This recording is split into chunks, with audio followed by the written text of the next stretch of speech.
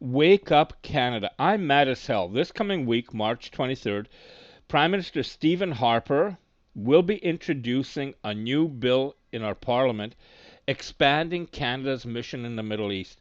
So now we have a war prime minister. Isn't that awesome? Stephen always wanted this. Now he's got his wish coming true. And I don't see the opposition parties putting up a big struggle, a big fight to oppose this. And by all means, I don't even see Canadian people struggling or getting out or marching. I mean, remember back in the early 2000s when Bush was taking United States and along came Tony Blair in the UK to war in Iraq, and in London 1 million people marched in the street opposing that war. 1 million people that were right, proven right. No weapons of mass destruction, no anything. It was regime change. It was all conducted under lies. Well, guess what? History is repeating itself. Stephen Harper tells us the biggest threat the world's facing is ISIL, ISIS, these terrorists, these jihadis, these Islamists, these Muslims from the Middle East that are spreading havoc across the world, from the Middle East to North Africa into Europe. They are Africa. They're threatening everywhere. And if we don't get them there, they're coming to Canada.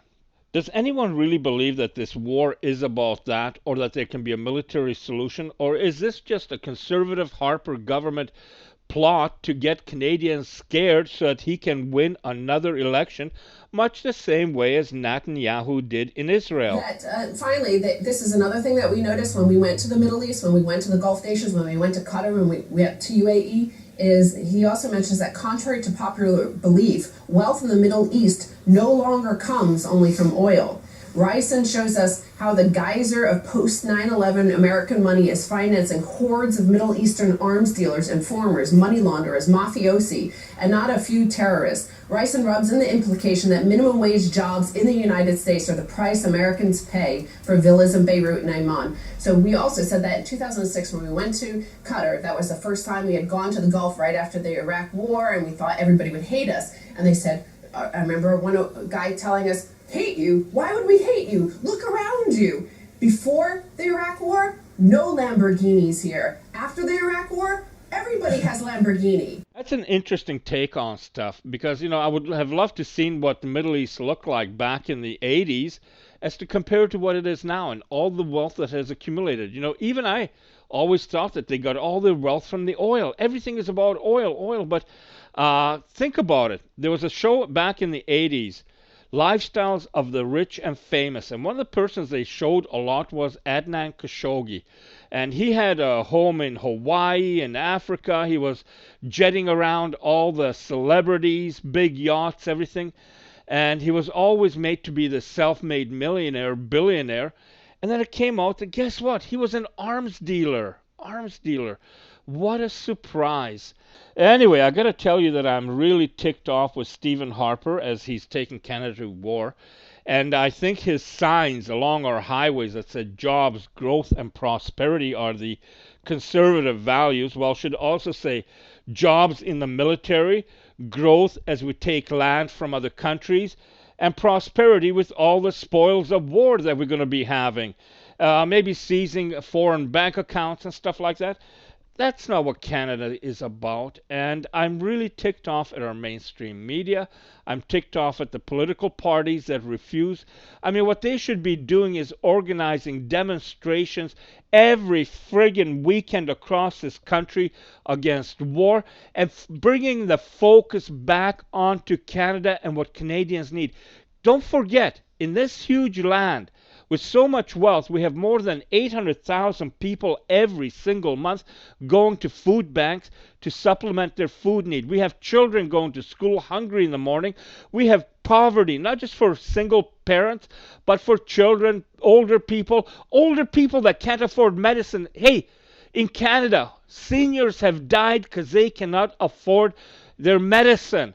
These are the issues that we have, that we're facing, and it's not going to get any better. It's only going to get worse as all these politicians are so hell-bent on distorting what's happening for their own political needs. Harper is like Netanyahu, and I got to tell you that I really wish Canadians would wake up to this and start questioning and start demanding better from politicians, because until we're united and do so, we're going to get the government that they feel we deserve. Well, this is our first headline regarding the war on terror. And there's a new book by James Rison, the award-winning New York Times journalist who has been threatened from Obama, and before that with Bush, with incarceration due to his revelations. And his new book, the review of it reads, Operation Rent-Seeking, How the War on Terror Became a Business Model.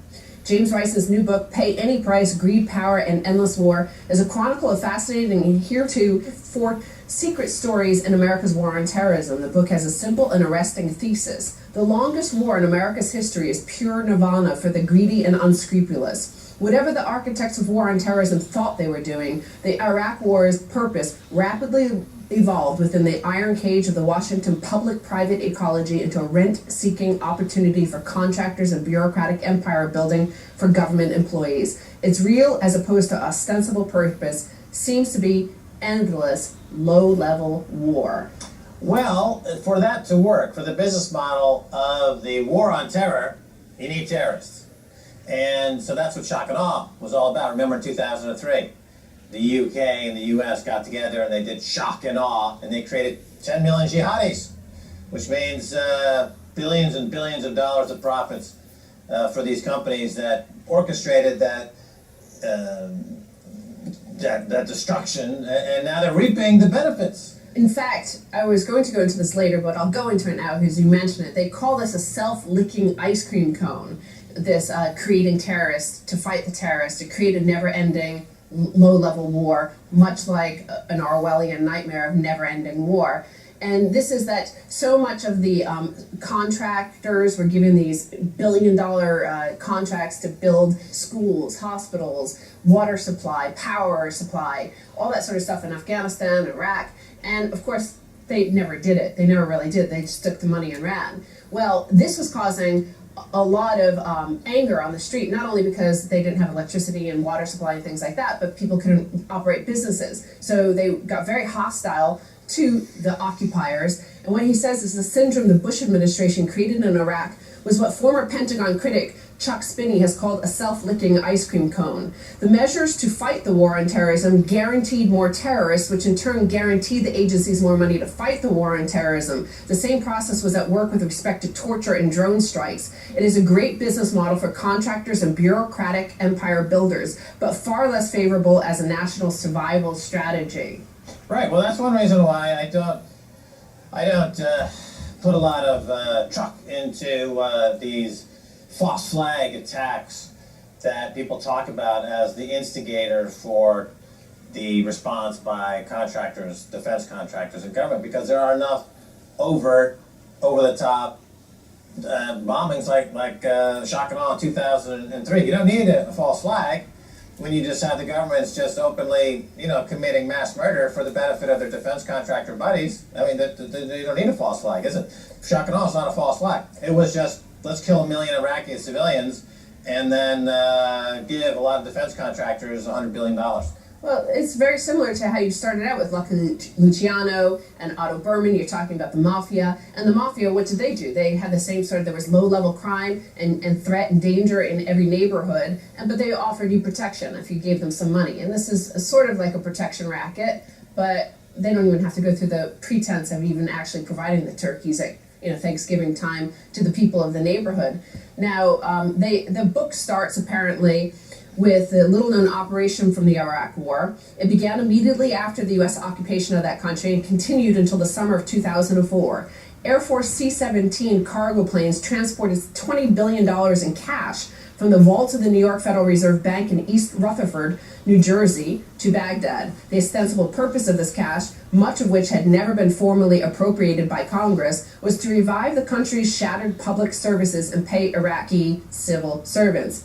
So of that, $11.7 billion went missing. $11.7 billion of the $20 billion. And James Rison suggests that some low-level and mid-level American contractors and officials actually took some of the money. But we actually knew somebody who ran the largest money exchange operation out of Dubai, and what he was seeing in 2003, 4, and 5, where American contractors coming in with suitcases filled with cash, $2 million, $3 million, and needing it transferred back into the U.S. And that's how the Islamic money exchange system works. But this is how they got their cash back into the U.S. So 11.7 billion of it went back into the U.S. and some to corrupt officials there.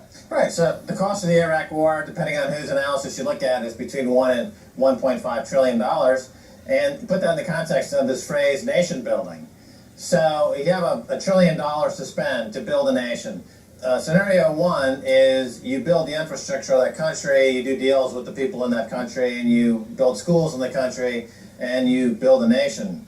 Scenario two, you and civilians dropping bombs on them, you hang the guy who's running the country that you put in place to begin with, and you take that trillion and you give it to defense contractors and kleptocrats and guys who sponsor terrorism. So what's your definition of nation building? Well, according to the President of the United States, who is it now anyway, Obama, and his predecessor, who I already forgot, plus whoever's leading the UK now, they decided, let's build a nation by committing genocide. It sounds like, I don't want to say it because I'll just be in trouble, but go ahead. So that finally, this is another thing that we noticed when we went to the Middle East, when we went to the Gulf nations, when we went to Qatar, when we went to UAE, is he also mentions that contrary to popular belief, wealth in the Middle East no longer comes only from oil. Rison shows us how the geyser of post-9/11 American money is financing hordes of Middle Eastern arms dealers, informers, money launderers, mafiosi, and not a few terrorists. Rison rubs in the implication that minimum wage jobs in the United States are the price Americans pay for villas in Beirut and Amman. So we also said that in 2006 when we went to Qatar, that was the first time we had gone to the Gulf right after the Iraq War, and we thought everybody would hate us. And they said, I remember one guy telling us, hate you? Why would we hate you? Look around you. Before the Iraq War, no Lamborghinis here. After the Iraq War, everybody has Lamborghini. Free Lamborghinis for everyone. And that's the UN foreign policy in the Middle East. There's nobody that doesn't deserve a Lamborghini. And the roads are choked with Lamborghinis and Maseratis around the roundabouts, And I remember the one in particular place, we had some excellent couscous. There was like 15 Lamborghinis parked outside. And I thought, my God, this must be the best couscous in Doha. Well, both the Bush administrations and the Obama administrations have shut down any investigations into where any of this cash went to. So they will not allow any investigation into it. In the meantime, the American population seems happy to live on minimum wage and food stamps. And well, if they, obviously they don't have passports, so they don't go and see how other people live. So we're going to finally go to this other headline here, which is part of this, the rent seeking, as James Rison points out, that this war on terror is actually a rent seeking operation. And the biggest rent seeking operation, of course, has been the US dollar, and the US dollar backed by this rent seeking military operation. So the final headline, China completes SWIFT alternative, may launch de-dollarization access as soon as September. So, Russia has already introduced their alternative to SWIFT, which is the money transfer system, which is basically, not only has the NSA embedded themselves into that, but it's caused situations like with BNP Paribas dealing with Iran. Remember, all their business together had to go through SWIFT. So for a fraction of a second, it's converted to dollars, which means that the U.S. claims authority to fine the likes of BNP Paribas $10 billion. Well, here, Russia came up with an alternative, and Zero Hedge is saying, well, it wouldn't have mattered so much if just Russia did it. But now China has shocked everybody and said they're launching their own alternative in September. In other words, while the West was using every provocation involving this Ukraine civil war as an opportunity to press Russia into developing its own cross-border payment system, and achieved not only just that, but it also pushed China to accelerate the rollout of its own international payment system, in the process telegraphing to the world that the US dollar is replaceable as a reserve currency, and giving any other nations, such as the BRICS, the green light to think of SWIFT as an alternative to either the Russian or Chinese payment system, which, with enough political and financial lists, they would be delighted to do. Right, so, well, the U.S., of course, loves having dollar as world reserve currency, and if these countries are going to get out of it, they're going to bomb them. I mean, that's one of the impetus behind bombing Iran, is because they dare to price their energy resources in something other than the dollar. Saddam Hussein dared to price his energy resources in something other than the dollar. He's thinking about the euro. They hung him. Muammar Gaddafi in Libya, he wanted to bring in pan-African currency, maybe with gold attached. And Cameron, of course, is the global headquarters of all kinds of aberrant activities, decided to publicly humiliate him to death, you know, in a very typically British manner. And so that's the deal, you know. So Russia, China, of course, are saying we want out of the dollar. So therefore, like Saddam Hussein or Gaddafi, you know, they're now being attacked by America, because America doesn't want to give up this free rent-seeking dollar reserve money cow.